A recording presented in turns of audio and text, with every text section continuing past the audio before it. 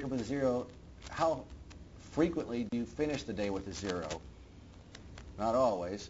75%. Okay.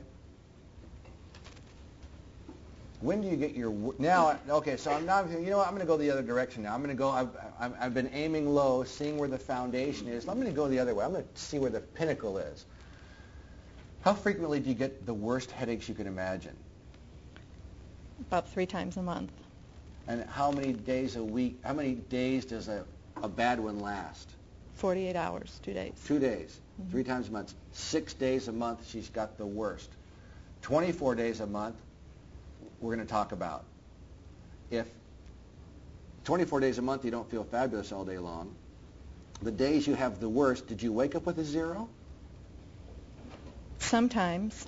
Sometimes I'll wake up with a 6 or 7 and it lasts for the 48 hours, or sometimes I'll wake up with a 0 and it'll escalate from there. Now I'm going to ask her about her triggers, because the first thing I'm thinking is her sleep pattern can initiate a headache upon waking. But if the chronic fatigue is always there and she woke up with a 0, could a stressful event trigger the spindles to kick in and create a headache because something just didn't go right and blah, blah, blah gives me a headache? Does blah, blah, blah give you a headache? Yes. What gives you a headache? Sitting in front of you guys is bugging me. Come in and you sit down, and they might have filled out the headache questionnaire in advance, so I'll just go through it normally. And I know she's here for a headache or migraine, say, for example. On a scale of 0 to 10, 10's the worst discomfort you can imagine above your shoulders. And I say that because some have migraine, facial pain, sinus pain, neck pain, and if you give a specific type of pain, they will identify that and dismiss it and not tell you about the rest. So I say the worst amount of discomfort is a 10 above the shoulders, and a 0 is no discomfort. You feel fabulous. How many mornings a week do you wake up with a 0? You feel fabulous. 0. So 0 days. Usually have a number. Well, like what I wake up with? Yeah. Usually between 4 and 6. Is there ever a morning you wake up with a 9? Yes. Mm-hmm. How many mornings a month might you wake up with a 9?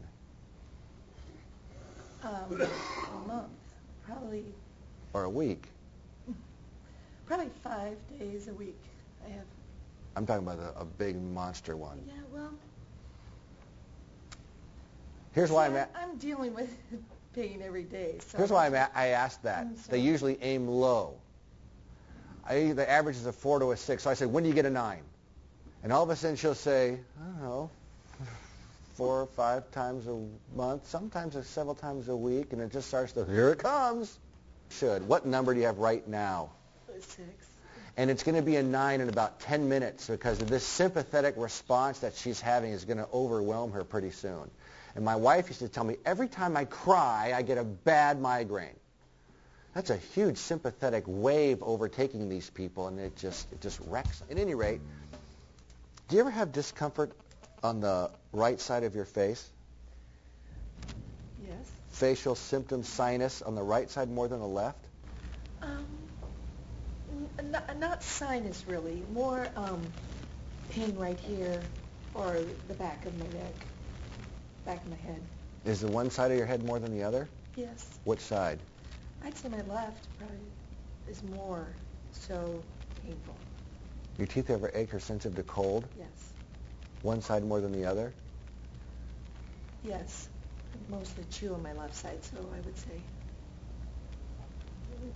So you would say, 75, what is it?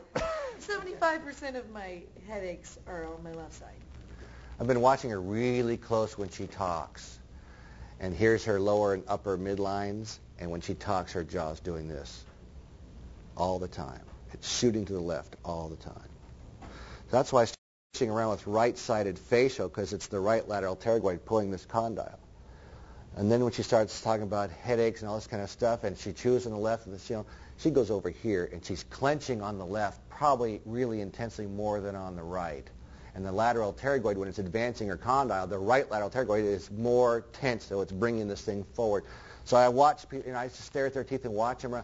Finally, as a dentist, you can stare at people's teeth legitimately, not be like a weirdo.